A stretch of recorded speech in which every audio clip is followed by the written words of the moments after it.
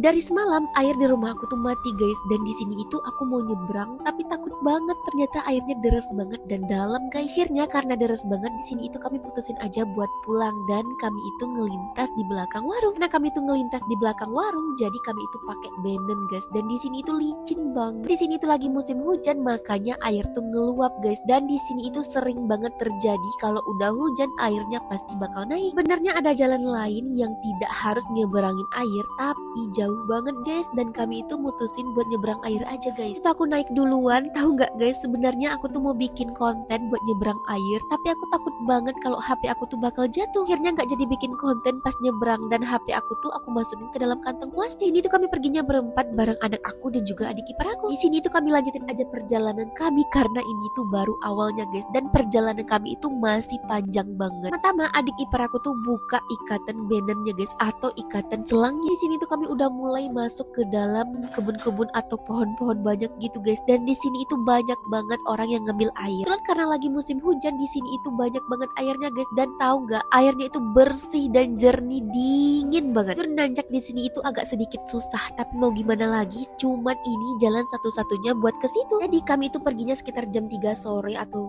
jam 2 atau juga guys, pokoknya ini kami perginya udah sore-sore. Akhirnya sedikit lagi kami itu nyampe, dan di sini itu airnya dingin banget guys. Lihat air yang dingin-dingin kayak gini, rasanya kepengen banget nyebur guys, tapi di sini itu dangkal banget buat orang seukuran aku. Tapi kalau untuk anak aku ini tuh udah seru banget guys, karena di sini itu dia bisa berenang-berenang. Akhirnya kami tuh udah nyampe aja di mata airnya guys. Di sini tuh jernih banget dan bersih banget. Jadi aku singkat-singkat aja ya guys, karena udah selesai buat perbaiki air, kami itu makan dulu guys. Kebetulan tadi itu sebelum berangkat kami itu bawa bekal. Udah sore kami itu belum makan sama sekali, jadi kami itu beli nasi bungkus sekitar 2 bungkus, dan kami bawa nasi putih juga guys. Kita aku langsung aja buat makan karena udah lapar banget. Kebetulan tadi itu kan main-main air jadi kedinginan. Di sini itu aku makan bareng pak suami, anak aku bareng adik ipar aku guys. Benarnya makan-makan di hutan kayak gini atau di kebun-kebun kayak gini tuh enak banget. Lagi menunya itu ikan asin pakai sama lado. Dan singkat cerita kami tuh udah nyampe aja di bawah. Pas nyampe bawah aku tuh nemu buah ini guys. Ini tuh namanya buah bisu kata pak suami ya guys. Jadi kata pak suami makan buah itu biar nggak kena bisu. Kenapa sekarang itu air kami tuh sering banget rusak atau